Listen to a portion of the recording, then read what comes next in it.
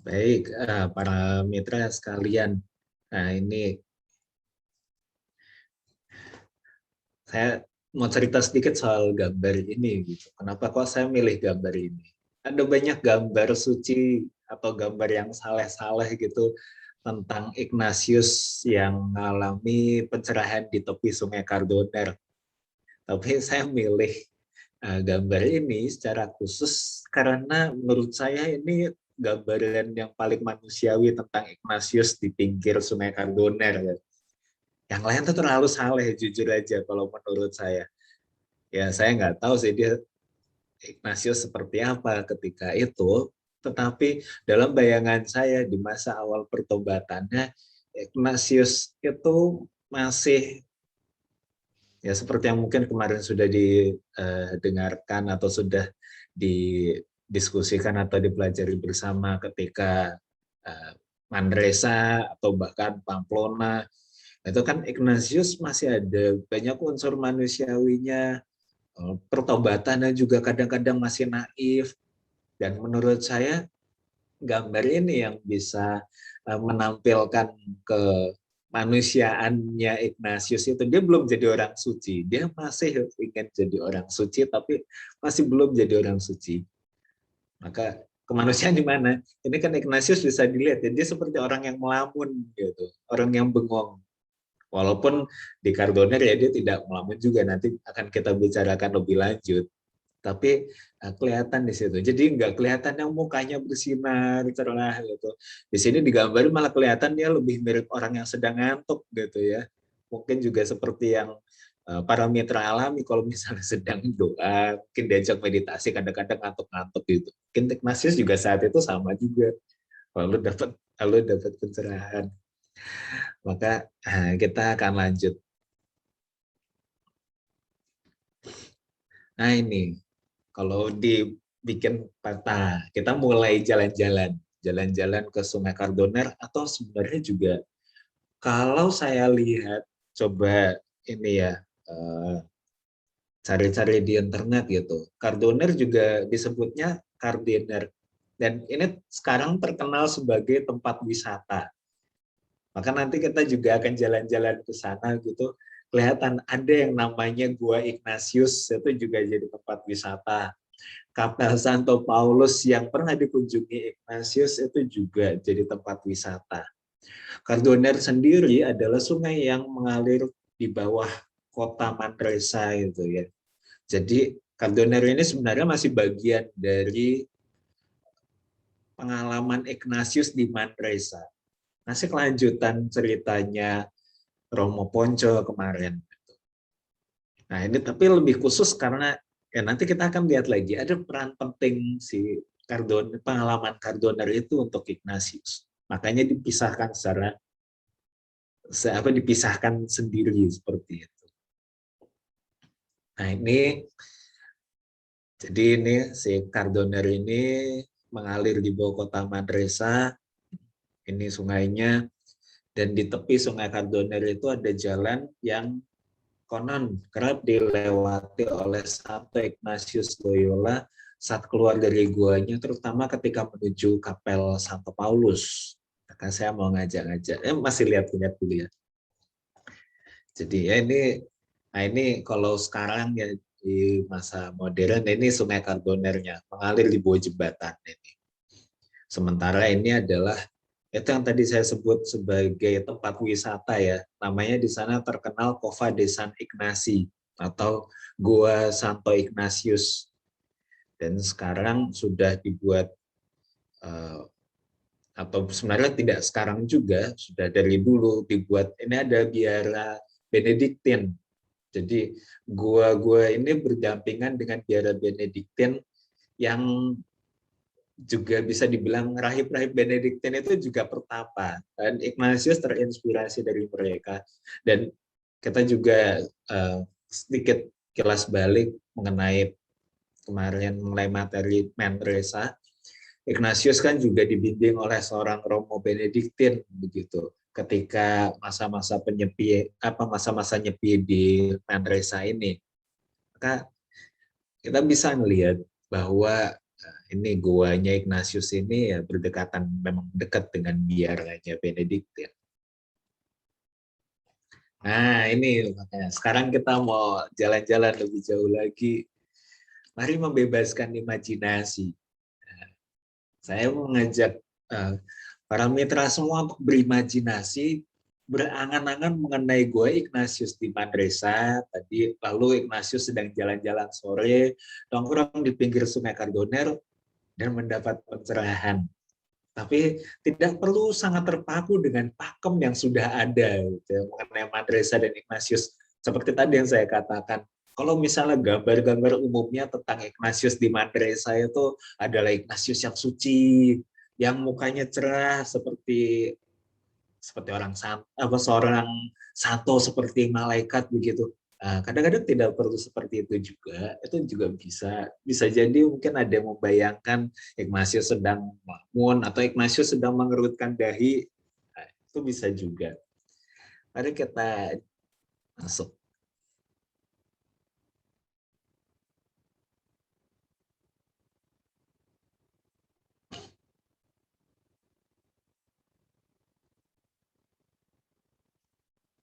Nah ini apakah sudah muncul di layar?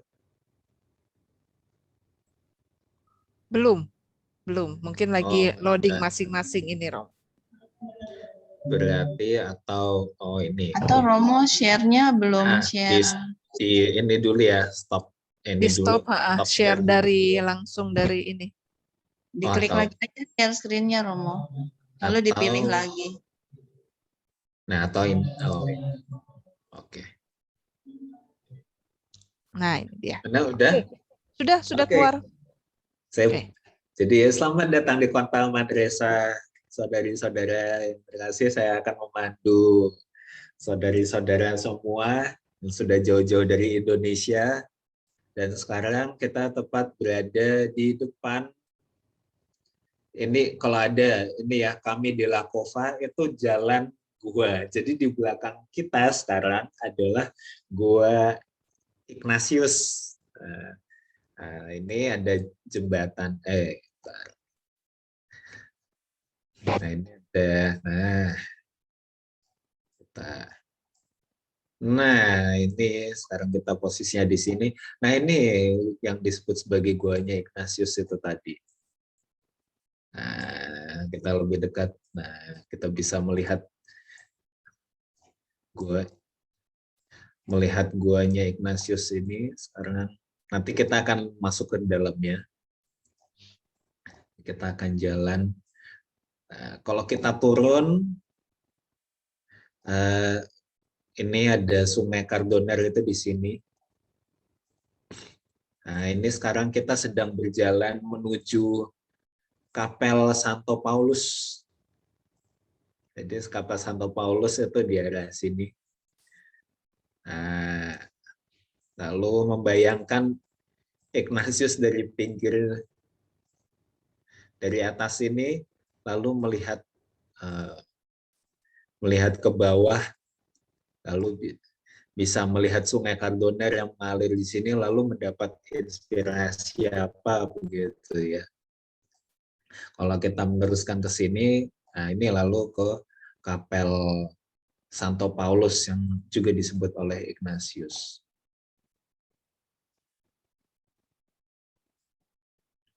Nah ini kita coba melihat, ini sungainya mengalir cukup panjang. Lalu yang disebut sebagai hospital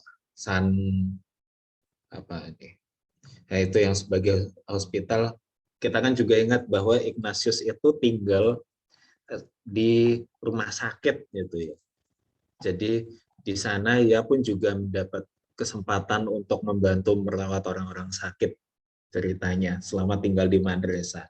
Walaupun untuk kegiatan rohaninya dia banyak menghabiskan di guanya itu yang yang berdekatan dengan rumahnya Benediktin atau biara rahib-rahib Benediktin itu.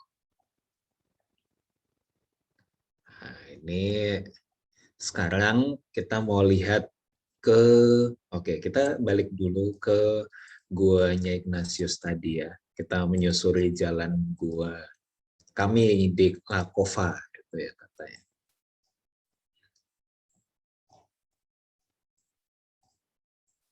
Nah, ini kita akan masuk ke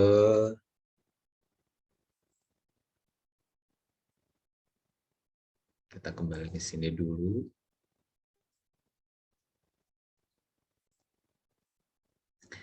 Nah, kita akan mengunjungi guanya Ignatius.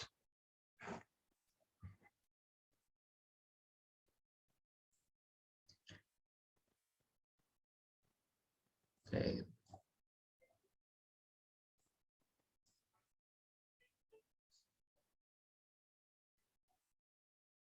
Nah, jadi dalamnya seperti ini gitu ya. Saya juga belum pernah ke sana, maka kita bisa menikmati tur virtualnya dulu.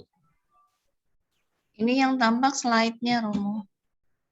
Oh, masih ini ya slide. Sorry. Bentar. Apa nanti? Oke. Gimana? Udah muncul? Sudah. Sudah. Romo. Oke.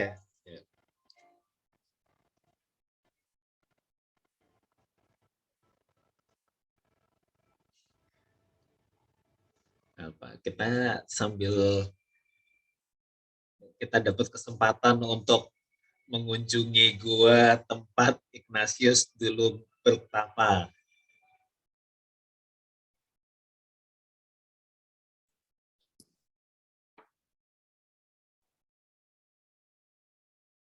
Ini suaranya juga udah muncul ya, maksudnya lagunya ya. Lagunya nggak muncul sih, Romo. Kelihatannya Romo belum share sound, Romo. Oke, harusnya udah Ya, sekarang. udah.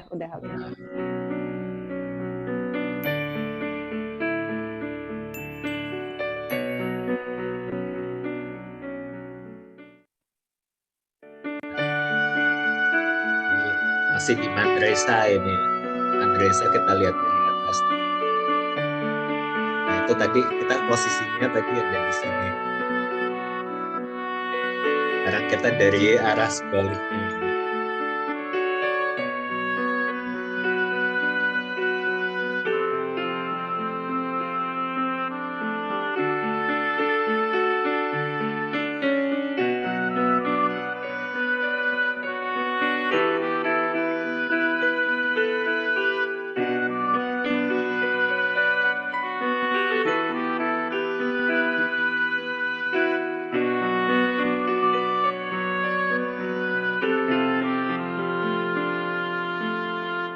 Sekarang kelihatannya guanya Ignatius itu sudah jadi satu dengan biaranya Benediktin itu ya dibuat. Tapi yang mengelola itu masih Yesuit.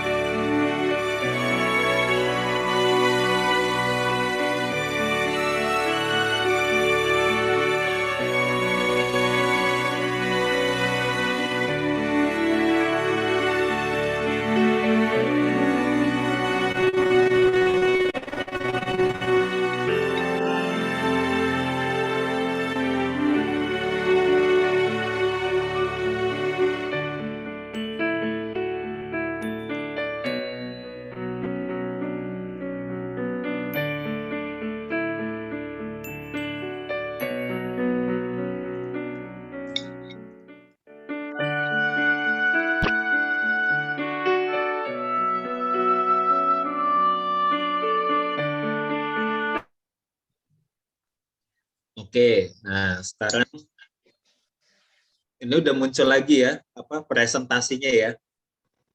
Sudah. Oke, nah sekarang kita akan lanjut. Tadi setelah kita berimajinasi, mungkin sebelum kita lanjut ada yang mau memberikan kesan-kesan dulu gitu setelah jalan-jalan sebentar tadi. Saya mah pengen buru-buru ke sana, Romo. Mudah-mudahan pandemi segera berakhir dan kepengen lihat itu. Gimana rekan mitra yang lain? Nah, ini silakan komentar dulu sedikit gitu ya. Bagus banget. Ke pinggir kali pinggir sungai Cisadane dulu aja, depannya sama-sama C. Nah, itu. Kardoner Cisadane. Suryadil sudah aja bisa. nih. Sambil bawa tongkat besok, jangan lupa. Romo Sur. Kemarin aku udah sampai jembatan kaca, Romo. Oh, aku malah belum. Nah, duluan aku kan. Nah, itu tadi bagus tuh ada. Tapi bisa jadi berubah jadi indah gitu ya. Kalau dulu kan cuma batu-batu ya, Romo ya. Iya, Romo Dodo. Sekarang udah jadi pusat rekreasi juga. betul. Ya. Udah jadi tempat wisata. Bisa cari Berziarah ya, Romo. googling. Ziarah and rekreasi. Berziarah. Ya, silakan yang Romo, lain ada yang mau komentar? Boleh Rekan Mitra. tanya, Ya. Sungai Kardoner itu sungai kecil ya. Kalau saya lihat itu tidak terlalu dalam-dalam amat. Ya, Sungainya, airnya tuh tapi selalu mengalir ya. Betul. Oke. Ya, kalau Itu sumber airnya dari mana, Romo? apanya? Sumber airnya dari mana? Sumber airnya itu berarti dari, coba kita lihat petanya tadi ya. Dari gunung pasti. Dari gunung langsung atau dari cabang-cabang sungai-sungai yang Nah, lebih ini besar dia. lagi? Kelihatannya, nah ini dari cabang sungai yang lain ya. Oke. Jadi kalau Montserrat di sini ya, kalau kita ingat kelihatannya juga termasuk dari Gunung Montserrat itu ya, itu kelihatannya. Tapi juga di sini ada beberapa sungai lain sebenarnya. Di sini ada yang biru lebih. itu apa itu, Romo? Yang biru itu apa? Jalan atau sungai itu? Sungai besar atau jalan yang biru? Ini sungai juga. Sungai besar ya? Berarti sungai Ya, besar kan? sungai utamanya ya. Saya lupa namanya, kemarin sampai saya nyari itu juga ada. Kelihatannya sumbernya dari sini ya, terutama sungai utama ini. Karena Oke, berarti pada waktu itu daerah yang sangat berhutan-hutan begitu dan sebagainya. Jadi kemungkinan mistiknya itu ada.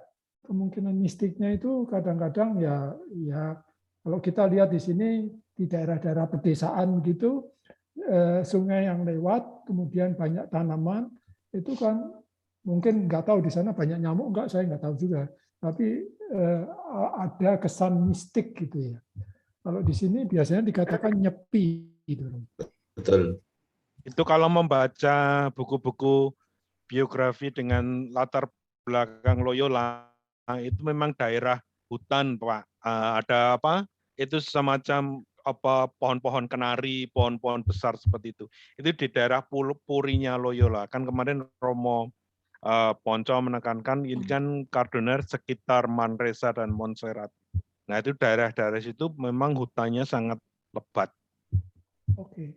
Kalau membaca di autobiografinya Ignatius secara lengkap. Enggak, kalau kita lihat sekarang di sini kan enggak begitu lebat. Sekarang Iya. sudah mungkin karena banyak penduduk udah pada dipotongin mungkin ya. Iya. Kelihatannya udah makin modern, lalu hutannya udah dibabati itu, Pak. Betul ya. Nah, ini kita lanjut lagi. Terima kasih tadi udah sharing. Ya, terima Itu kasih. tadi. Semoga Romo Suryadi bisa ngajak kita jalan-jalan. amin. Nah, ini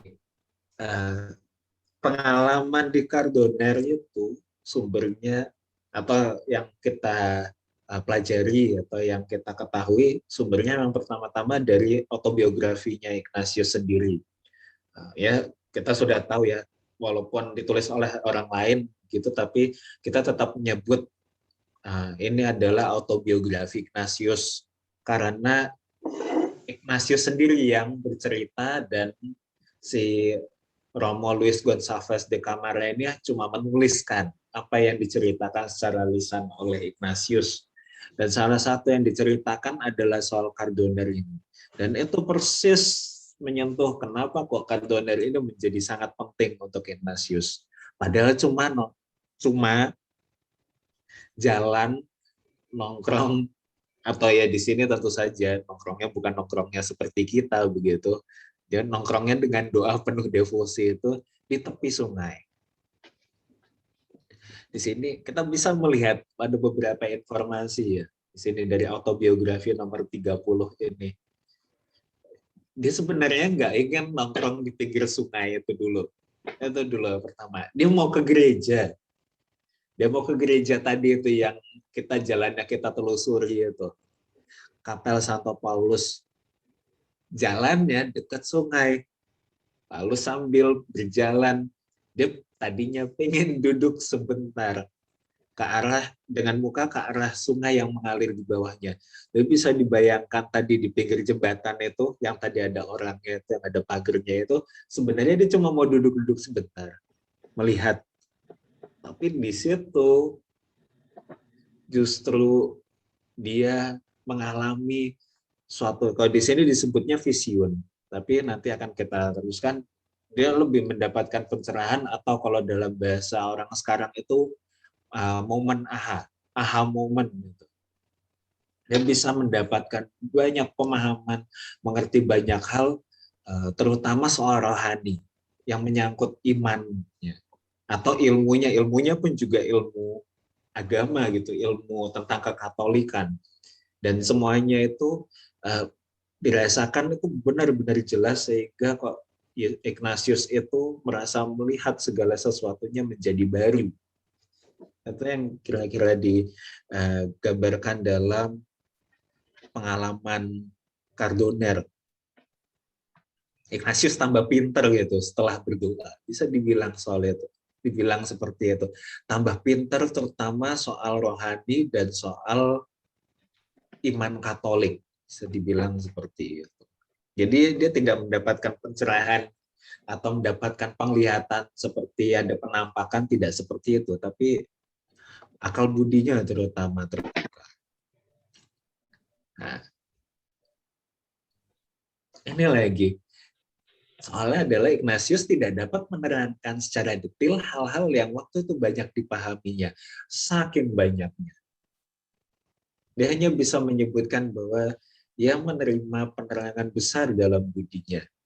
Lalu kalau dibandingkan dengan perjalanan hidupnya secara keseluruhan, pengalaman Cardoner itu bisa dibilang sebagai pengalaman yang paling berpengaruh, bahkan dibandingkan dengan studi teologinya dia. Padahal Ignatius itu bolak-balik studi di satu tempat, tidak selesai, tempat lain pindah lagi, dapat master teologi seperti Romo Suryadi begitu ya, dapat magister teologi gitu. Nah, tapi ternyata pengalaman Cardoner itu justru menjadi pengalaman paling berpengaruh, lebih dari studi-studinya. Nah ini, kalau ini yang dari pencerahan dari Romo Sardi, begitu, mencoba melihat pengalaman Cardoner. Sekali lagi ditunjukkan oleh Romo Sardi juga dalam buku Berani Ambil Keputusan itu. Pengalaman Cardoner merupakan pencerahan luar biasa, sekali lagi tekankan. Lalu juga disebutkan soal mistik intelektual, bahwa sekali lagi ini bukan pengalaman Ignatius dapat penampakan, beda dengan, sekali lagi makanya beda dengan Santo Santa yang lain mungkin yang begitu dapat penampakan dan seterusnya, tapi ini lebih ke Ignatius mengalami sesuatu yang istimewa sehingga ia memiliki pemahaman akal budi dan cara pandang baru, khususnya dalam hal iman dan rohani. Walaupun Ignatius tidak bisa menjelaskan secara detail, tapi lalu Hieronymus Nadel, salah satu muridnya Ignatius, orang yang pernah dibimbing retret latihan rohani oleh Ignatius sendiri, itu menulis bahwa kira-kira Ignatius itu di Cardoner mengalami pencerahan atau pemahaman lebih mengenai bagaimana Allah menciptakan dunia dan bagaimana Sang Sabda menjadi manusia. Jadi dengan akal budi, Ignatius berusaha memahami misteri hidup dan iman yang dialami. Artinya, sorry kalau tadi misalnya saya mengatakan Ignatius ngelamun, bengong, ya tidak begitu juga. Seperti yang tadi dikatakan oleh Ignatius, berdoa dengan penuh devosi, tapi doa itu bagi Ignatius itu kan juga adalah olah akal budi. Bisa dikenal 3 daya jiwa begitu ya. Ada akal budi, ada kehendak, dan juga ada perasaan juga. Nah ini akal budinya ini lalu yang jadi mendapat banyak pemahaman. Kalau Hieronymus Nadal mengatakan bahwa Ignatius dapat penglihatannya sebenarnya soal itu, bagaimana Allah menciptakan dunia dan bagaimana Sang Sabda menjadi manusia. Dari Walking with Inigo, Gerald Coleman, Ignatius itu mendapatkan penglihatan soal atau mendapatkan pemahaman baru mengenai Allah yang berkarya. Sebenarnya sama saja sih tadi, seperti yang dikatakan Hieronymus Nadal itu. Allah berkarya kan juga Allah menciptakan dan Allah berkarya lewat Yesus. Intinya kan juga sama seperti itu. Jadi memang sekali lagi ditekankan bukan penglihatan, bukan ramalan mengenai masa depan, tetapi kemampuan baru untuk memahami karya dan kehendak Allah. Dan di sini yang juga digarisbawahi oleh Gerald Coleman adalah bagaimana Ignatius itu memahami cara membedakan roh dan peran konsolasi sebagai konfirmasi atas proses pembedaan roh yang benar. Jadi Ignatius itu ketika di pinggir Sungai Kardoner, dia tidak hanya mendapatkan pemahaman baru sebenarnya, tetapi dengan menyadari karya Allah, Ignatius itu lalu tahu bagaimana juga roh Allah itu bekerja. Dia semakin ahli membedakan roh gitu ya. Bisa dibilang seperti itu. Kalau misalnya waktu di Pamplona, kalau misalnya para mitra sekalian masih ingat di Pamplona, masih ada yang ingat pembedaan rohnya di Pamplona itu seperti apa? Ignatius, kalau masih ingat ceritanya.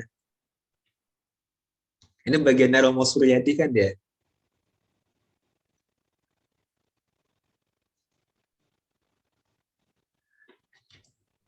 Betul, Romo Dodo? Nah ini dites kalian. Dan para mitra mungkin apakah masih ingat proses pembedaan rohnya di Pamplona? Di Pamplona lalu ke Loyola. Sorry. Jadi dari Pamplona ke Loyola. Di Loyola, Ignatius berpikir mau mengabdi seorang putri, mengabdi putri raja, mengabdi raja duniawi, raja Spanyol. Tetapi perasaannya ketika membayangkan itu dia merasa senang, tetapi kalau ya sudah selesai ya udah perasaan itu tambah hambar-hambar saja. Tetapi kalau membayangkan Ignatius meniru Santo Fransiskus dan Dominikus, langsung dan itu bertahan lama. Itu pembedaan rohnya Loyola. Tapi ketika di Kardoner, dia menjadi semakin tajam bahwa Allah itu bukan cuma berkarya sekedar seperti orang Santo Fransiskus atau Dominikus saja, tetapi lebih lagi dia terbuka mata budinya begitu tadi istilahnya untuk memahami seluruh karya dan kehendak Allah. Nggak cuma satu itu, tapi seluruh atau memahami karya Allah dalam dirinya dan orang lain. Nah, ini juga dari buku satu lagi dari Candido de Dalmases, juga buku terjemahan. Maka di sini jadi penting bahwa setelah pengalaman Kardoner, Ignatius itu enggak lagi atau tidak lagi sibuk dengan dirinya sendiri, bukan cuma ingin menjadi orang suci, tetapi lebih-lebih sekarang Ignatius ingin membaktikan diri. Ini juga yang untuk meneruskan tadi kalau disebutkan soal pembedaan roh. Pembedaan roh di Loyola, di Pamplona itu kan Ignatius masih sibuk dengan dirinya. Bagaimana ya saya bisa jadi orang suci? Oh ya, ikut Fransiskus, ikut Dominikus. Yang penting jadi orang suci dulu. Makanya lalu kelanjutannya kan dia banyak ziarah, mainnya ke Mandresa, menyepi di gua, berdoa di pinggir sungai. Tetapi setelah pengalaman Kardoner, episode selanjutnya adalah Yerusalem. Ignatius mau ziarah, bukan cuma ziarah, tetapi ingin mengabdikan hidupnya ke sana. Nanti kita akan perdalam lagi di tema yang selanjutnya. Yerusalem, Yerusalem tidak boleh. Nah, nanti ceritanya masih yang berikutnya ya, biar nggak spoiler begitu. Yerusalem, dan bisa dibaca-baca juga sebenarnya di bukunya Romo Sardi itu kalau Yerusalem tidak boleh. Lalu selanjutnya studi, bukan cuma sekedar supaya tambah pintar, tetapi studi itu demi kerasulan. Selanjutnya lagi mencari rekan untuk merasul juga, bukan sekedar untuk kongko-kongko. Dan selanjutnya membentuk serikat Yesus yang akhirnya juga untuk kerasulan lagi. Ini ya, jadi bisa kelihatan ya bedanya ya. Yang awalnya itu cuma pengen hidup menyendiri dengan doa dan silih, berharap bisa jadi seperti orang suci. Tetapi selanjutnya dia itu keluar dari dirinya, pengen melayani, mengabdi di sini, di sana. Ketika harus belajar supaya bisa melayani lebih lagi. Nggak cukup sendiri, cari teman lagi. Nggak cukup 2-3 orang, akhirnya membentuk yang namanya Serikat Yesus. Itu akan dilihat perubahan setelah Kardoner. Nah, ini makanya kita lalu coba masuk ke konsiderasi pribadi ya. Lalu sebenarnya pencerahan itu apa sih sebenarnya? Kita mendengarkan soal pencerahan, soal aha moment gitu. Pencerahan itu lalu kita bisa menyimpulkan bahwa dari pengalamannya Ignatius, pencerahan itu adalah pemahaman mendalam dan seringkali juga baru atas suatu perkara. Dan bisa jadi itu juga perkara hidup kita sendiri. Dan di dalamnya pencerahan itu tidak hanya terjadi sekedar karena kita melamun terus, muncul, bukan cuma seperti itu, tetapi juga karena ada olah akal budi. Ignatius dengan caranya berdoa, meditasi, merenung, berefleksi. Kita mungkin juga dengan belajar, itu juga bagian dari olah akal budi. Atau kita bisa membahasakan secara religius bahwa Allah bekerja melalui akal budi manusia. Atau menurut ungkapan zaman sekarang, itu adalah momen aha atau aha moment. Ini saya mau menampilkan sedikit lagi video dari YouTube. Sebentar.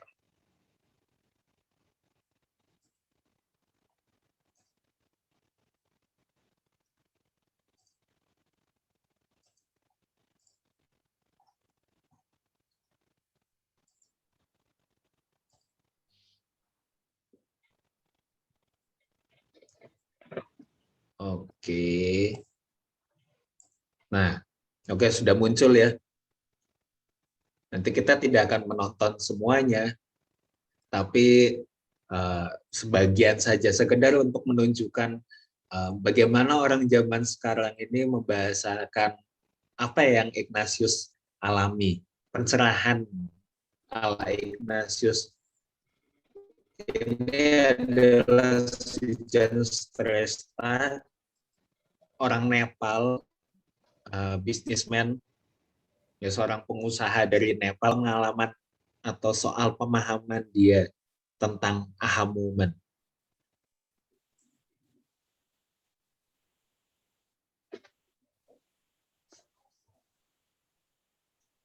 Nah.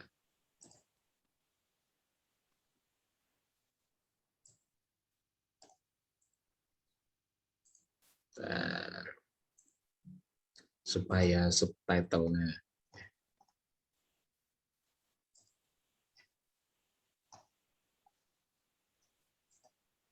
Ya.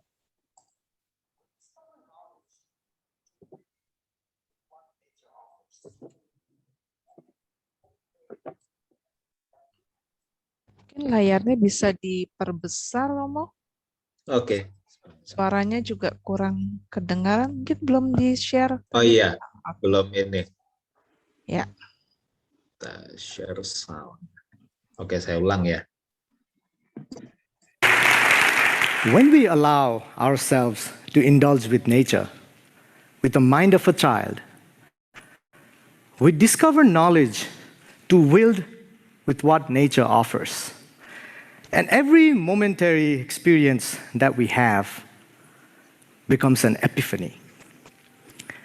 Such indulgences and results are discernible to the self when we discover that this great idea that we just discovered could make or break one's life.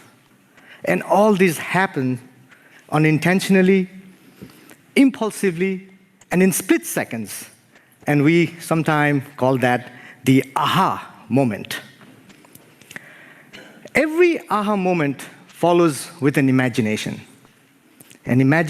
of wonderful results. Like Einstein said, imagination is more powerful than knowledge. But these wonderful results are simply follow action. The ancient scriptures of the East, the Bhagavad Gita, says, Karmaneva adhikaraste ma phalesu kadachana ma karma phale heturvur mate sangotsava karmani. You have the rights to perform your prescribed duties, but you're not entitled to the fruits of your action. Never consider yourself to be the cause of the results of your activities, and never be attached to not doing your duty. In simple words, it just means you just have to do what you have to do without expecting anything in return. And never stop from doing what you have to do, because the result is not in our hands. Imagination and dreams can come into action when we have complete belief in the cause than have fears.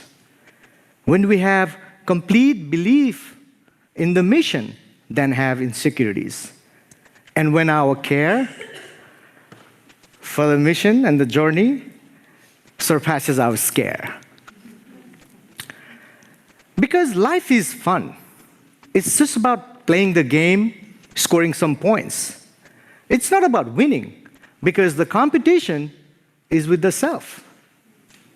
And as long as we're scoring points, having fun, all we have to do is just what we have to do. I would like to take you Ini sudah. Nah, kita kembali ke sini. Nah, mungkin setelah nonton videonya tadi, kira-kira bisa menemukan sedikit persamaan atau banyak mungkin persamaan dari apa yang dikatakan oleh si pengusaha Nepal tadi dengan pengalaman Ignatius. Mungkin ada yang mau berbagi sedikit, ada yang mau berkomentar. Ada banyak kesamaan sebenarnya. Selain bentuk fisiknya ya, sama-sama botak. Walaupun di Mandresa itu Ignatius belum botak ya, masih gondrong.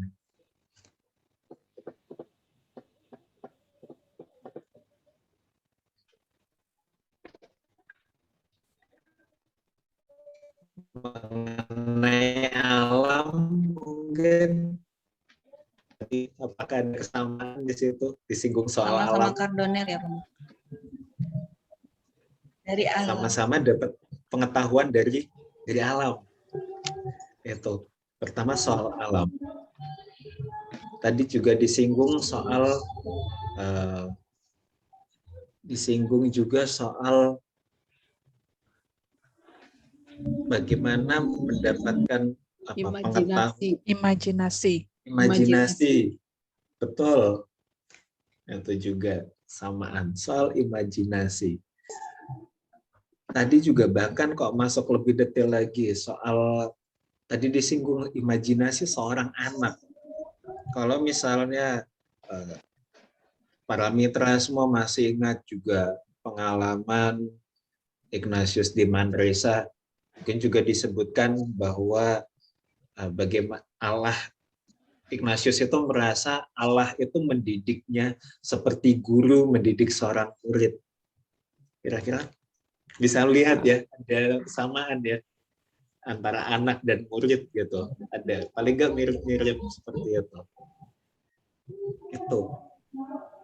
Atau juga menemukan kesamaan dengan tadi soal bahwa yang kita lakukan itu bukan semata-mata dari diri kita sendiri, tapi ya kalau dalam bahasa kita, dalam ungkapan kita adalah itu Allah yang berkarya.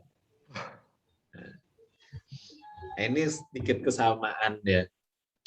Saya ingin cuma ingin menunjukkan bagaimana orang memahami momen AHA saat ini ternyata kok ya masih sejalan juga dengan yang Ignatius alami di Cardoner. Maka sebenarnya kita pun juga bisa mengalami pencerahan gitu. Karena kita juga masih pada sembahyang, masih berdoa, kita melakukan olah akal budi juga, kita belajar, kita juga ada yang pernah meditasi juga, berefleksi juga. Dan satu poin juga, kita tidak dapat mengaku diri tercerahkan bila pertama, jika tidak ada olah akal budi, artinya kalau tadi itu cuma melamun saja, itu belum pencerahan. Bisa jadi imajinasinya main tapi belum mendapat pencerahan. Lalu yang kedua adalah bahwa hasil pencerahan itu tidak tercermin pada tindakan konkret. Jangan mengaku tercerahkan kalau pencerahan itu masih ada di sini saja atau masih ada di sini saja, belum sampai ke tindakan konkret. Nah, itu tadi satu poin lagi. Tadi Ignatius dan tadi yang usaha Nepal itu, bahwa setelah mendapat momen AHA, lanjutannya adalah selalu lanjut pada tindakan konkret. Dan Ignatius tindakan konkretnya sadari Manresa, mengabdi Allah, mengabdi, keluar ke Yerusalem. Yerusalem tidak berhasil, lanjut lagi ke tempat lain, belajar membuat serikat Yesus. Nah, maka di sini sebagai bahan katakanlah permenungan, saya tidak akan mengajak dengan banyak pertanyaan, cukup satu pertanyaan. Mari menemukan momen Cardonerku sendiri. Maka sini kalau dibahasakan dalam bahasa pertanyaan, apa yang menjadi momen Cardonerku? Maksudnya pengalaman Cardoner adalah ketika Allah membantuku untuk secara mendalam memahami suatu perkara hidup, bahkan mampu melihatnya secara baru. Jadi bisa hidup, bisa perkara iman, bisa mungkin pengetahuan teologi mungkin, tapi juga tidak harus pengetahuan teologi juga. Bisa juga ketika kita sedang mengalami masalah, kita mengalami masa-masa sulit, pada satu titik tiba-tiba tercerahkan semua, lalu seolah-olah masalah itu bisa beres. Itu juga jadi momen pencerahan. Maka di sini kita bisa mencoba mengingat-ingat kembali, memunculkan kembali apa sih yang menjadi momen Cardonerku.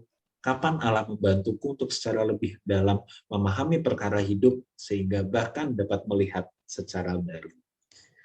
Itu dari saya. Terima kasih banyak. Mari kita lanjutkan dengan ngobrol-ngobrol, dengan diskusi, dengan pertanyaan, sharing. Silakan kita saling belajar.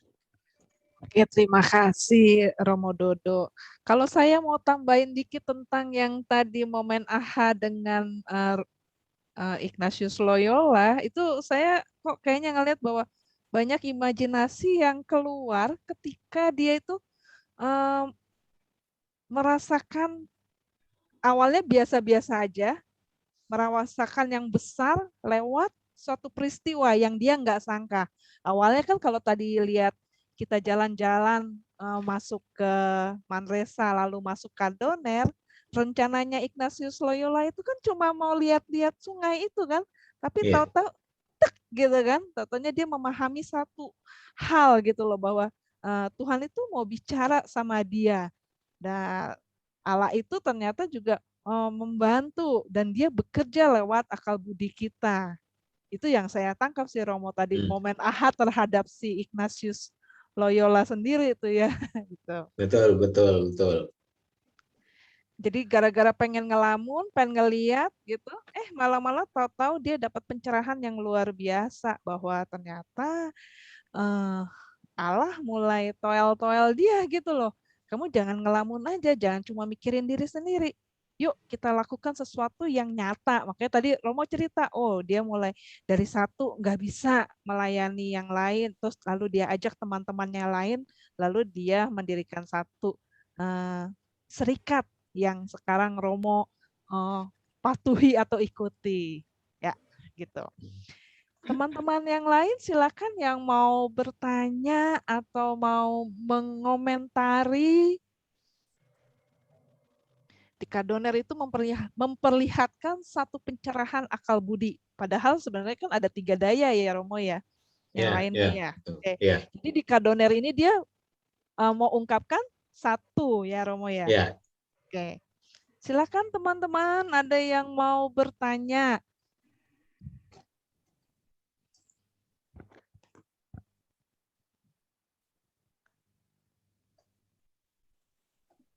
Ya, bentar saya lihat. Kalau saya baca dari bukunya Romo Sardi, itu dia mau cerita bahwa ada pencerahan yang itu ya Romo ya, satu Trinitas Allah Tritunggal yang dia lihat 3 tuts organ itu. Mungkin Iya. Romo bisa sambil menunggu teman-teman yang lain bertanya.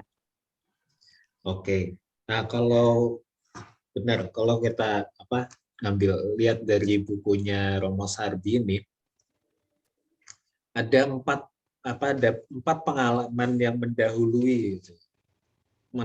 Jadi idenya adalah seperti ini. Kok tadi juga Mas Iko mendengarkan tadi ya si sharingnya si tadi saya juga namanya terus lupa terus itu si pengusaha Nepal itu. Dia kan juga menyebut bahwa yang namanya momen aha itu intinya itu bukan cuma kita kosongan datang lalu dapat pencerahan, tapi itu selalu ada dasarnya, selalu ada bekalnya dulu, ada pengalaman yang mendahului. Ignatius juga sama sebenarnya. Maka kalau yang disebut atau yang disinggung secara khusus dalam pengalaman Cardoner ini, ada 4 pengalaman yang mendahului tadi. Dan pengalaman itu semuanya ada di Manresa. Ketika Ignatius mendapat vision, mendapat penglihatan, ya lagi-lagi penglihatan, tapi lagi-lagi penglihatannya jangan dibayangkan seperti Ignatius dapat penglihatan, penampakan seperti itu, tapi dia dapat gagasan bagaimana Trinitas itu bisa dilambangkan dengan 3 tuts organ.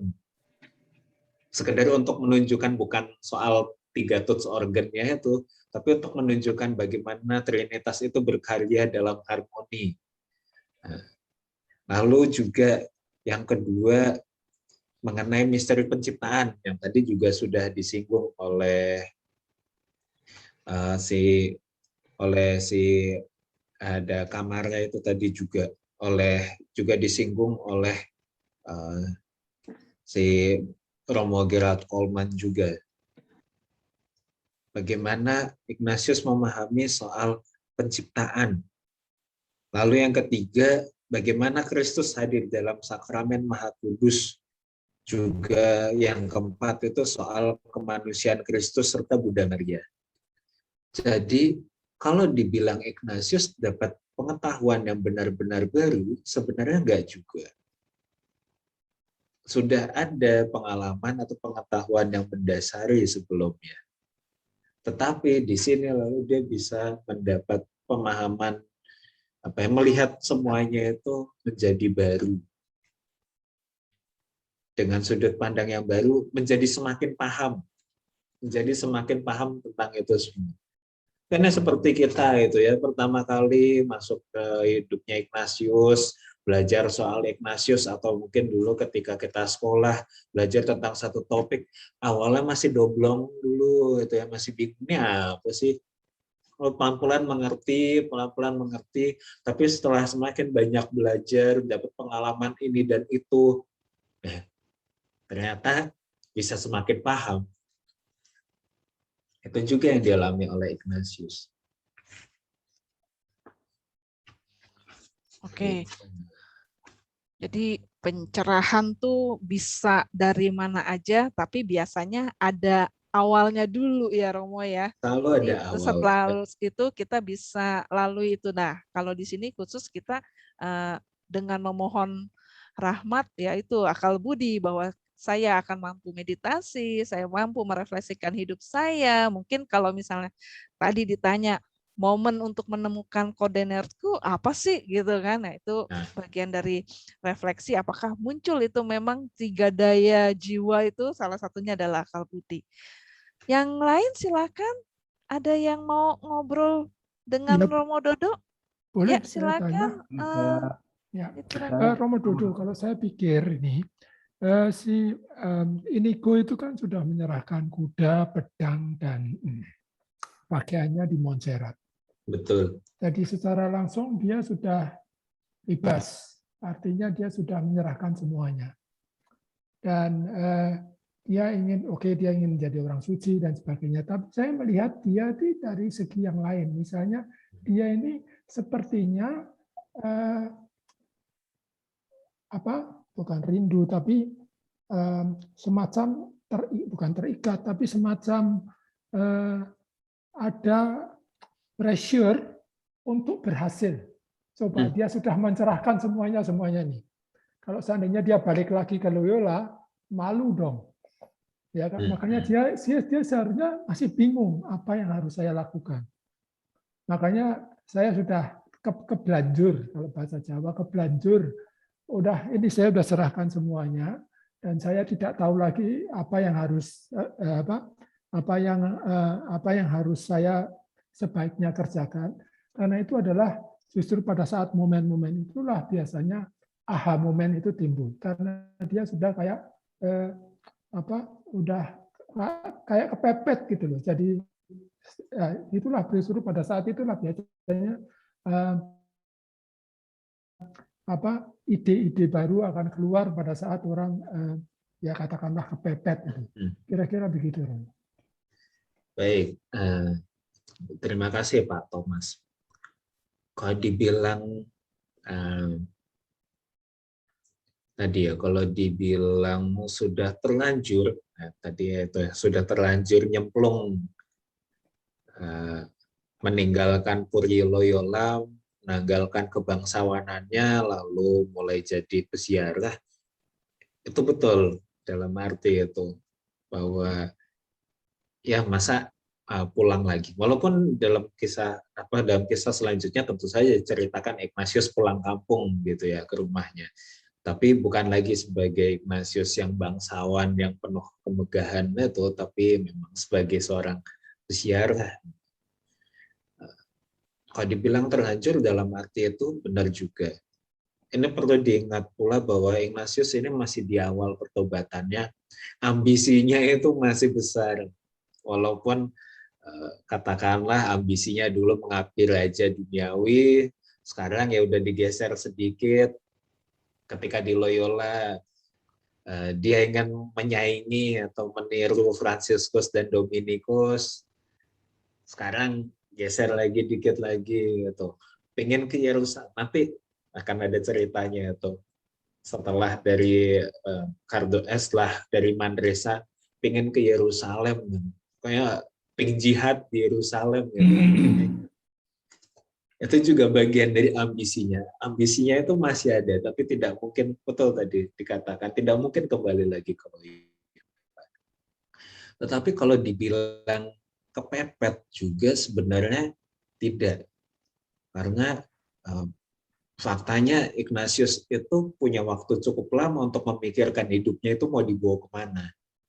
Awalnya justru dia pengen cuma sebentar ada di Manresa, cuma beberapa hari, tetapi ternyata tanda kutip diberi waktu oleh Allah gitu, jadi 11 bulan. Kalau menurut sejarahnya itu kemungkinan ya Ignatius tidak menjelaskan kenapa kok dia tinggal lama di madrasah tentu saja.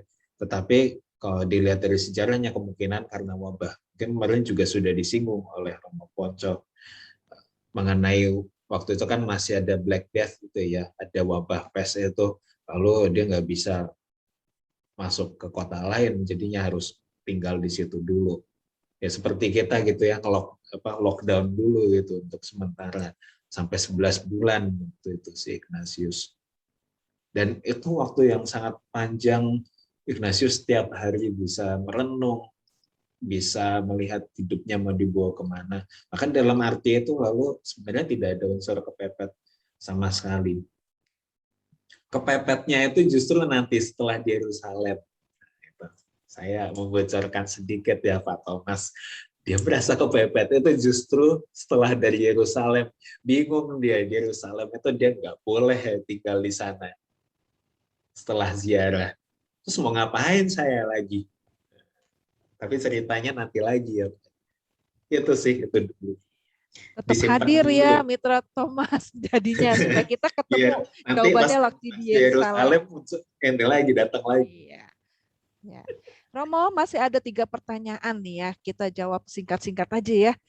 Oke. Pertama dari Mitra Titin. Apakah pencerahan Kardoner yang dialami Ignatius itu bisa dikatakan juga sebagai pemahaman yang lebih detail atas apa yang tertulis di kitab suci?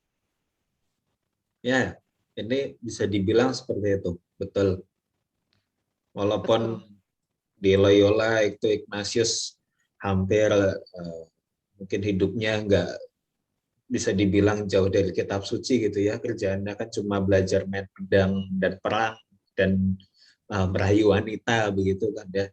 Tetapi kan waktu pertobatan dikatakan dia dia baca-baca soal hidup Yesus.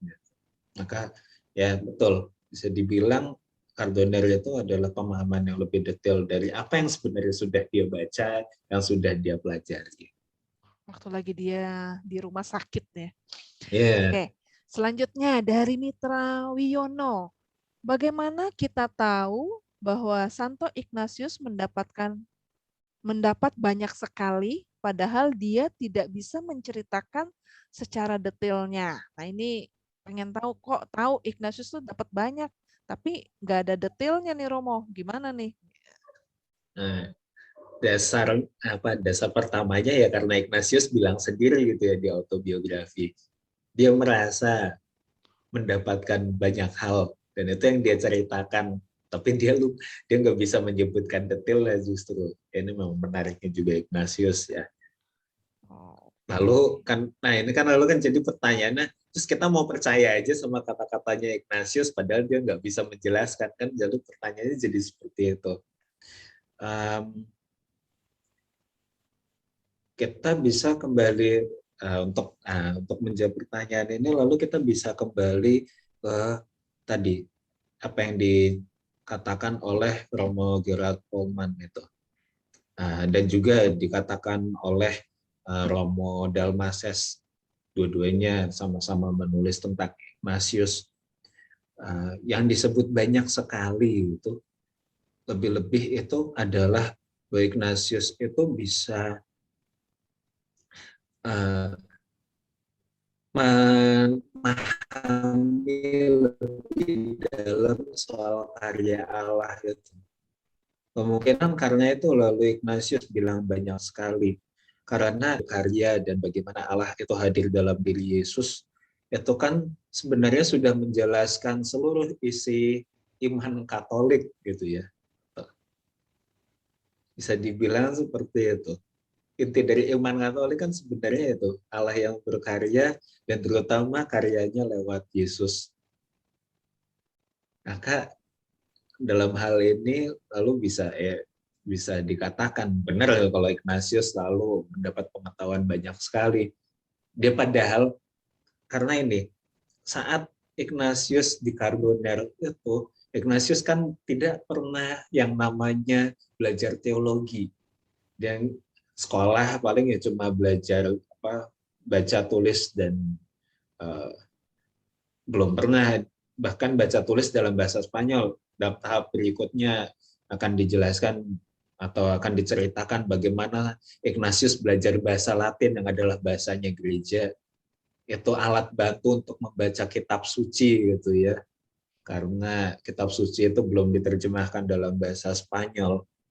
Maka saya rasa lalu menjadi wajar kalau Ignatius merasa dapat banyak hal gitu ya. Ini mungkin seperti kita yang ya awalnya nggak tahu gitu tentang atau masih awam gitu soal Ignatius atau masih awam soal teologi, lalu tiba-tiba aja kita diberi macam-macam pengetahuan itu ketika kita berdoa, ketika menjalankan latihan rohani. Ya, betul, Romo, betul. Jadi memang nggak dituliskan, tapi karya nyatanya kelihatan lah ya. Buktinya ada serikat Yesus gitu loh. Satu lagi nih Romo, menarik nih. Romo mau tanya dari Mitra Rahadi.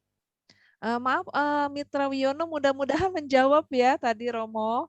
Oke, sekarang saya lanjutkan yang pertanyaan yang terakhir. Romo mau tanya, momen aha yang berkaitan dengan kehidupan atau iman adalah berasal dari Tuhan.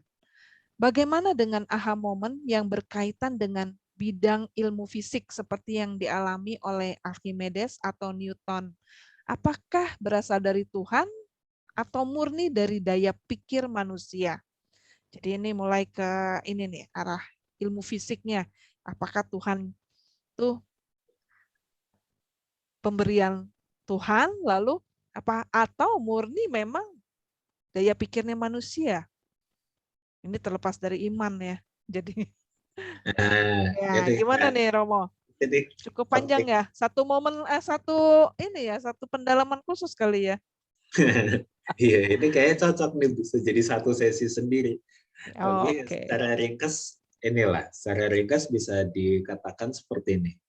Kan sekarang tergantung kita menempatkan diri sebagai orang beriman eh, atau pertama-tama sebagai orang apa ya, ilmuwan. Bahkan ilmuwan pun juga tetap membedakan dirinya. Ada ilmuwan yang beriman, misalnya Romo Teilhard de Chardin, itu seorang paleontolog, tapi juga seorang Romo, maka dia bisa akhirnya tetap juga itu melihat semuanya dari kacamata iman juga. Nah, kalau menurut kita sebagai orang beriman, apa yang dialami oleh Archimedes atau Newton begitu ya akhirnya tetap juga karya Allah begitu kan. Karena bagaimanapun juga kemampuan manusia berpikir datang dari Allah. Itu kata orang beriman. Tapi kalau kata orang yang mengedepankan pengetahuan atau katakanlah lepas dari iman, ya itu murni dari daya pikir manusia. Lepas dari siapa yang memberikan daya pikir itu ya itu memberikan daya pikir itu soal lain. Tapi betul. Jadi dua-duanya sebenarnya sama-sama betul gitu. Tergantung kita menempatkan diri kita itu jadi sedang ada di mana begitu. Jadi orang beriman atau sedang jadi ilmuwan ini sekarang. Iya. Itu susah-susah gampang ya Romo ya. Jadi dibilang leket tapi dia juga sebenarnya adalah apa namanya? Bertolak belakang sebenarnya kadang-kadang kayak gitu. Oke, satu lagi Romo, satu lagi deh nih ya terakhir. Kalau Ignatius nggak mengalami momen di Cardona, gimana katanya? Ya nggak dapat pencerahan kali ya Romo ya? Iya, nggak dapat pencerahan. Ignatius ya masih jadi orang suci untuk dirinya sendiri. Mungkin karena nggak tahu pengalaman apa lagi yang bakal dijumpai oleh Ignatius setelah itu kan ya. Mungkin serikat Yesus nggak akan ada. Kayaknya itu hampir pasti sih kalau nggak ngalamin Cardoner sih. Kelihatannya juga serikat Yesus nggak bakal ada. Atau mungkin ada dalam bentuk yang lain lagi. Gitu. Oke. Gimana rekan mitra? Waktu kita sudah semakin malam nih. Kayaknya masih kita akan buka sesi yang lain lagi kali ya Romo ya. Tadi ada bahasan yang banyak. Nanti kita buat satu webinar tersendiri. Minggu depan kita akan berlanjut. Saya akan selesaikan dulu pertemuan malam ini, Romo Dodo. Sebelumnya saya akan tampilkan pengumuman untuk teman-teman mitra. Oke, besok hari Jumat, tanggal 13 Agustus, silahkan hadir di Zoom yang tertera. Kita akan ada seminar kebangsaan, pembicaranya ada di sini, Romo Ignatius Suryadi, Indonesia Tangguh, Indonesia Tumbuh. Jadi silahkan monggo yang mau join besok. Nanti saya akan share linknya di WAG ya. Lalu yang selanjutnya adalah minggu depan kita akan ketemu lagi dengan Romo Dodo, Yerusalem sendiri tanpa bekal jalan kaki. Jadi Mitra Thomas jangan sampai tidak hadir minggu depan nih, karena kita akan lanjutin ya Romo ya, yang tadi dipertanyakan. Oke, nanti juga silakan menulis angket setelah sign out dari room ini. Kita akan lanjutkan dengan foto-foto dulu. Rekan silakan. Santi, silakan Santi. Kita foto dulu. Ada berapa halaman nih? 30 halaman, cukup banyak ya. Silakan Mitra Tanti. Lalu yang belum tampak videonya, yuk segera. Karena kita akan eksamen, lalu terima berkat dari Romo Dodo. Nanti kita akan ketemu lagi minggu depan dengan konsiderasi kita diminta menemukan momen koordiner. Jadi ngelamun boleh, tapi jangan kemana-mana gitu ya. Kita latih dengan lewat akal budi, meditasi, lalu refleksi ya Romo Dodo ya. Oke, silahkan rekan Mitra Santi kita foto. Ya, slide. Si Cacang boleh buka.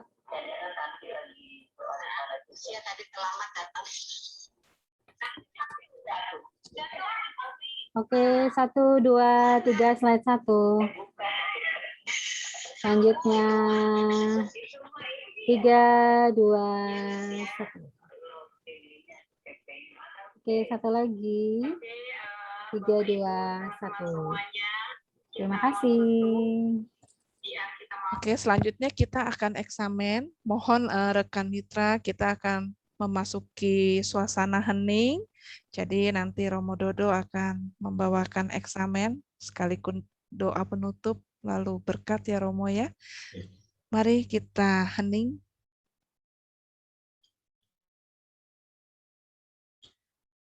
Saudari-saudari yang terkasih, mari kita hening sejenak, kita siapkan hati dan budi kita untuk melakukan pemeriksaan batin bersama-sama. Boleh juga kita memejamkan mata.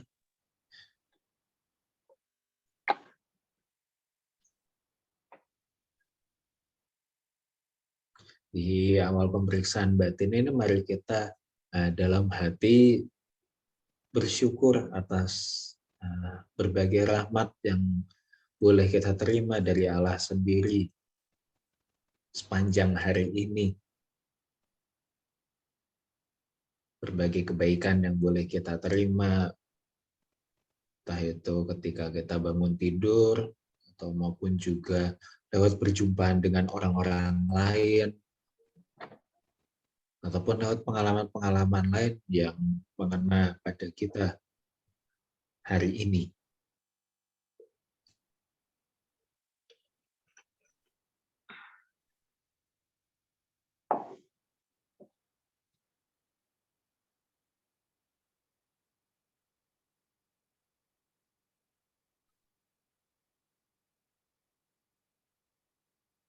Setelah mensyukuri segala rahmat Allah yang boleh kita terima, mari kita juga memohon rahmat Allah agar kita dapat melihat seluruh perjalanan hidup kita sepanjang hari ini, mulai dari pagi hingga pada malam hari ini. Mulai dari bangun tidur, aktivitas-aktivitas yang kita lakukan, mungkin kita bisa fokus ke satu atau dua pengalaman yang pada hari ini dirasakan begitu dominan untuk kita. Entah itu ketika berjumpa dengan siapapun yang kita jumpai hari ini, ataupun mungkin juga ketika kita sedang sendiri, lalu mendapat pencerahan seperti Ignatius, mendapat pemahaman baru, ataupun pengalaman-pengalaman lain.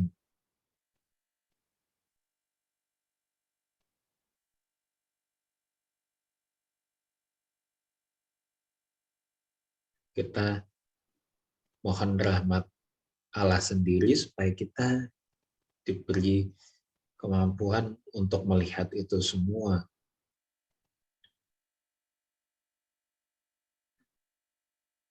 Juga diberi kemampuan untuk menyadari Allah yang berkarya dalam setiap pengalaman itu. Bagaimana Allah berkarya, bagaimana Allah membantuku, bagaimana Allah memanggilku untuk membantu orang lain, atau bentuk-bentuk karya Allah yang lain.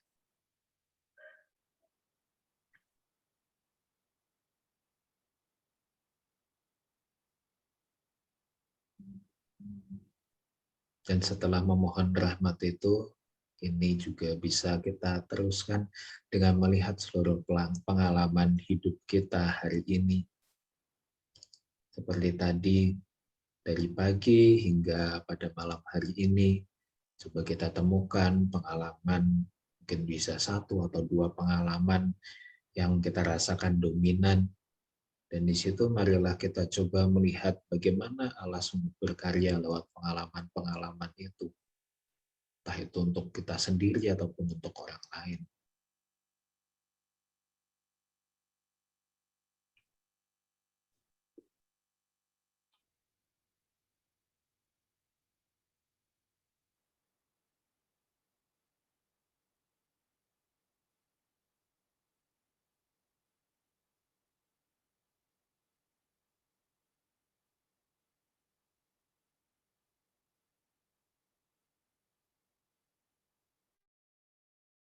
Dan sambil menelusuri pengalaman demi pengalaman, kita juga melihat momen-momen ketika kita melakukan sesuatu yang kurang berkenan di hati Allah. Entah itu karena perkataan kita yang tidak mengenakan, pikiran kita yang negatif, tindakan kita yang menyakiti orang lain, atau mungkin juga menyakiti diri kita sendiri atau makhluk lain. Kita lihat juga, sambil kita juga menyesali setiap tindakan yang berlawanan dengan kehendak Allah.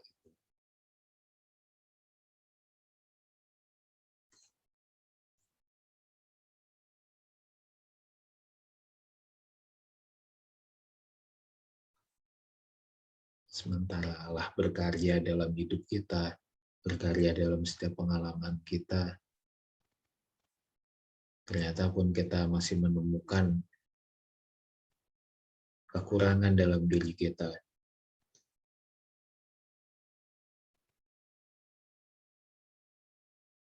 Terutama karena kita tidak mampu untuk melakukan kehendak Allah. Justru perkataan atau tindakan kita berlawanan dengan kehendaknya.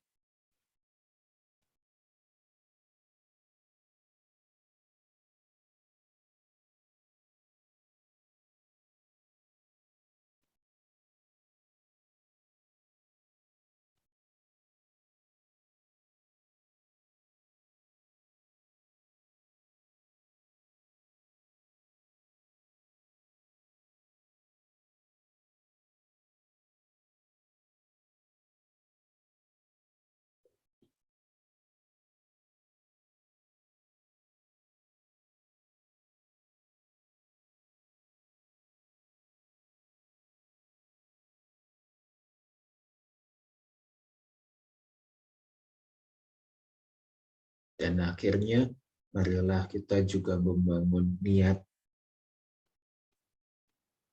niat-niat pribadi yang membantu kita untuk menjadi pribadi yang lebih baik lagi pada esok hari. Mungkin kita bisa menemukan satu atau niat konkret yang pasti akan kita lakukan besok, yang membantu kita untuk menjadi pribadi yang lebih baik lagi di hadapan Allah, di hadapan lingkungan, dan orang-orang di sekitar kita juga.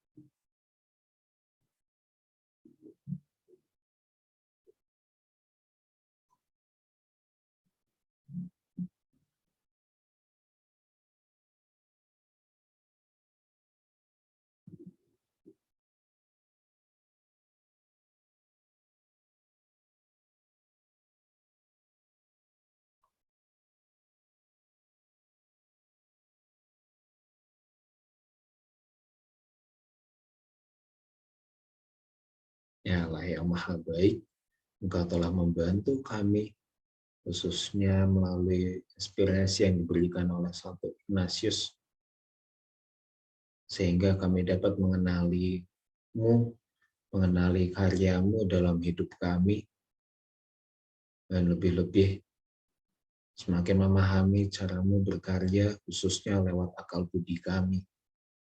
Karena pada malam hari ini Engkau memberkati kami semua, bukan hanya akal budi kami, tetapi juga perkataan, tindakan kami, sehingga semuanya berkenan padamu. Juga lindungilah kami dalam istirahat kami malam hari ini, dan semoga kami pun selalu berpegang padamu, tidak terpisah darimu. Ini semua kami panjatkan padamu ya Bapa, dengan pengantaran Kristus Tuhan kami. Amin. Saudari-saudari yang terkasih, marilah kita mohon berkat Tuhan. Tuhan sertamu, Dan sertamu juga. kita semua dengan seluruh karya dan pelayanan kita hari ini, serta mereka semua yang kita doakan, kasih, dan layani, selalu berkati oleh Allah yang Maha Kuasa, Bapa, Putra, dan Roh Kudus. Amin. Amin. Terima kasih Romo Dodo. Kita akan ketemu di Kamis yang akan datang. Terima kasih, selamat malam. Terima kasih. Terima kasih Teman-teman. Santi ada pengumuman? Terima kasih Terima semuanya. kasih teman-teman semuanya. Terima kasih Romo. Selamat malam semuanya. Santi ada Selamat pengumuman? istirahat. Nggak ada, Cik. Nggak Tadi ada. kalau bisa besok ikut bergabung di dalam seminar kebangsaan, nanti linknya akan di-share. Oke, siap, Santi. Makasih. Ya. Terima kasih Romo Dodo. Terima kasih. Kami duluan. Selamat malam. Ya, selamat Teman-teman. malam, selamat istirahat. Terima kasih para mitra. Sampai Teman-teman fasilitator Terima kasih bisa semuanya. tetap tinggal ya. Selamat beristirahat. Fasilitator mohon Terima tetap di Selamat malam. Teman-teman ruang. fasilitator dan selamat malam semuanya. Terima kasih. Selamat malam, terima kasih Bu Wiwi, Bu Silvi. Terima kasih. Teman-teman. Sampai ketemu. Bu Ya. Titin. Link yang Ayu, pendaftaran, terima kasih. mau nanya link yang pendaftaran bukan di chat ini ya, malam ini ya? Pendaftaran apa ya? link apa tadi Angket. maksudnya angket. Angket. Nanti ya? ada di grup ya, nanti Di di-share grup di grup ya? aja. Ya, nanti Oh di-share ya, di grup. semoga WA saya nanti bisa dibuka. Oke, makasih. Ya, Miss. makasih. Malam. Cifani, terima kasih. Tante Wawa, terima kasih. Ibu Wiwi, terima kasih.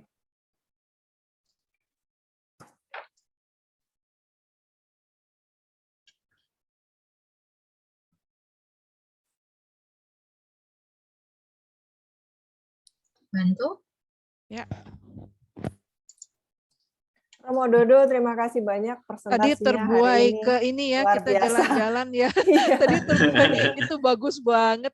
Kayaknya Cicacan udah pernah ya ke sana ya? Kebetulan itu. sudah. Iya, memang kardonernya itu kecil loh, nggak segitu panjang gitu. Karena saya punya fotonya nih, tapi nggak tahu saya bisa share nggak ya. Jadi memang ada di sungainya itu ada satu salib.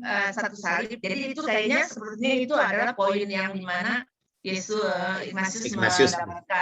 mendapatkan pencerahan Tritunggal Maha Kudus itu, Romo. Hmm. Saya sih udah buka nih, cuma saya nggak tahu bisa share sebentar ya. Nggak banyak. Romo Mungkin ngomong-ngomong yang lain dulu deh, Beda ngomong-ngomong sih. ntar saya bisa masuk. Romo Sur beda. Dan mengenai guanya itu ya, Romo, itu guanya sangat narrow, sempit banget, hanya untuk satu bangku kiri, satu bangku kanan, dan itu sangat mencekam ya. Auranya memang beda ya, karena kita merasakan bahwa memang Ignatius ditempa di tempat itu. Coba yang lain dulu deh. Ya, silakan. Nah, ini saya kalau gitu share screen dulu, share screen ya artinya ya. Ya, boleh. Share screen, oke. Sebenarnya awal tahun ini tuh komunitas kami, Rupert Mayer, itu mau berlibur ke Loyola loh. Tapi Widih. Oh. Keren. Oh, tadi Romo Yudno tahu aku ini. Lah, Aduh. enak banget. Ya, ini udah. Nah, ini gua, aduh, jangan ini jadi dilihat. Iya, ini guanya ya, Romo sebenarnya. Tadi mungkin memang pencahayaannya kurang bagus ini. Dan kebetulan kami waktu itu saya ikut Perhati, terus sekarang Perhati itu yang Romo Rudi, Bambang Rudi, dan secara beruntung sebenarnya kami dipimpin oleh 8 Romo, ditambah Romo Sardi di Spanyol, dan kita yang awam cuma 20, jadi merasa istimewa banget, Romo-Romo sangat mendampingi kami ya. Peristiwa, nah ini masih altarnya yang seperti tadi dilihat. Nah ini tadi penampakan dari atas. Ya, mirip ya, memang benar tadi yang seperti Romo Dodo sharekan juga. Oh maaf, ini lagi makan. Ada wine. Jadi lapar. Ini sepertinya kita lagi jalan nih, Romo, lagi jalan dari gua ke sana ke Sungai Kardoner. Kayaknya kita lagi ini Romo Itno ya, Romo mesti udah tahu ya, Romo Itno. Ya.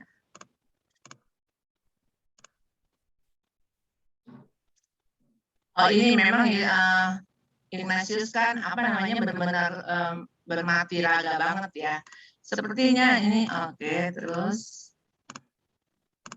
Nah ini yang saya bilang di sini memang ada satu tongkat ya, maksudnya ada salib ini yang kita semua dibilang bahwa ini memang di sini lah, di sekitar sini penampakannya mendapatkan pencerahan tuh.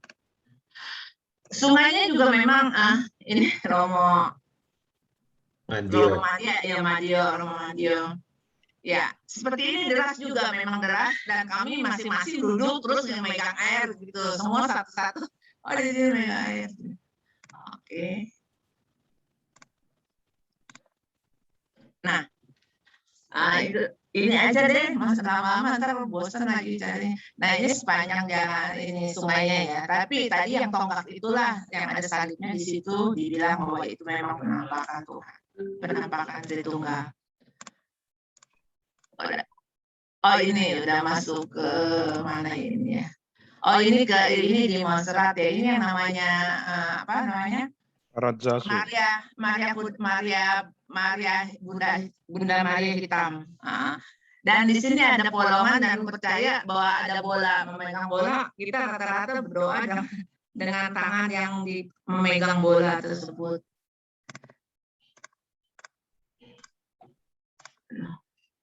Ini disebut ya, ini Montserrat itu sebutnya adalah gergaji, Gunung Gergaji. Yang ada biara Benediktinnya di sini.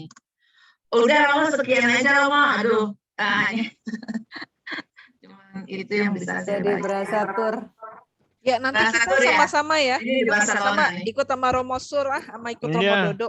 Iya, mau Romo Dodo saya ikut lagi deh. Besok pinjam kapal belakang paroki itu nggak apa-apa. Belakang pastoran. Nyambung ya Romo. Ya silakan. Iya. Mbak Anit. Iya, terima kasih Ci Cacan sharingnya. Kita mau seperti biasa kita mau evaluasi sedikit ya sebentar untuk kelompok percakapan kita hari ini. Dari kelompok Alkala saya minta tolong Pak Yuda untuk mewakili kelompoknya. Ci Cacan saya izin stop share ya. Oh iya, Ya, oke. Kita dari Pamplona dulu, Ibu Titin apakah ada ya? Nggak ada ya? Oh, Ibu Titin ya. Ibu Titin? Suara saya kedengeran nggak? Bisa. Oh, kedengeran ya. Sorry. Tadi waktu di grup kecil kok nggak bisa ya? Tadi juga saya telat masuk, dibantu oleh Pak Wiono. Tadi jadi saya tadi praktis cuma dengerin aja mereka. Tadi ada satu ibu, Bu Ane ya, Bu Ane yang biasa nggak datang, tadi datang. Tapi tadi pembagian waktunya saya lihat nggak bisa sampai 3 putaran. Masih putaran pertama, waktunya sudah habis. Oh. Iya, Bu Ana iya, itu Stefani bukan ya? bukan. Maria yang saya tanya tadi. Dia jarang datang, tapi tadi dia datang. Oh, kok di absen saya nggak ada ya? Pamplona. Malah si Febri, Ria itu nggak datang. Oh, oke. Maria Francisca Anna Megawati ya? Iya. Oh, dia. ini udah live loh di grup.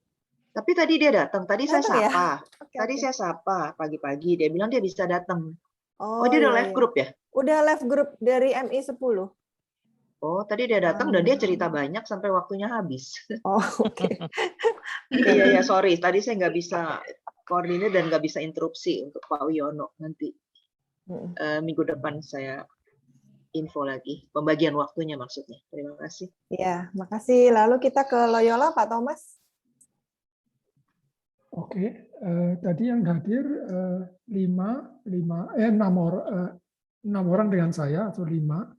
Mitra Siska, Mitra Monica, Mitra Retno, Yuwinita, dan Rudi datang. Oke. Satu yang seperti biasa nggak pernah datang sampai sekarang, yaitu Mitra Markus. Markus Yani. Dari waktu kita cukup baik karena saya sebelumnya saya minta supaya menulis.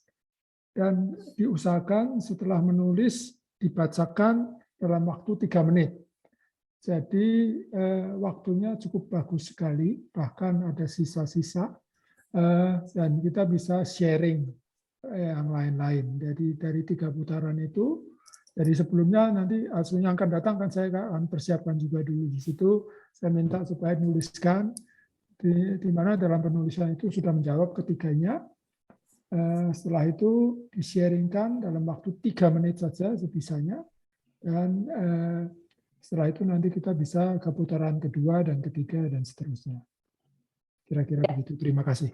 Ya, makasih Pak.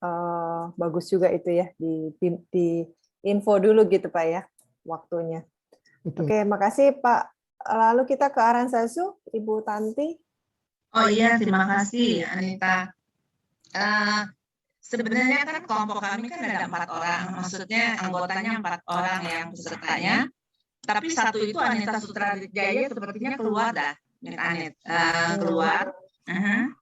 Jadi tinggal 3, Pak Bun, 1 Ibu Nani dan Ibu Caroline, betul.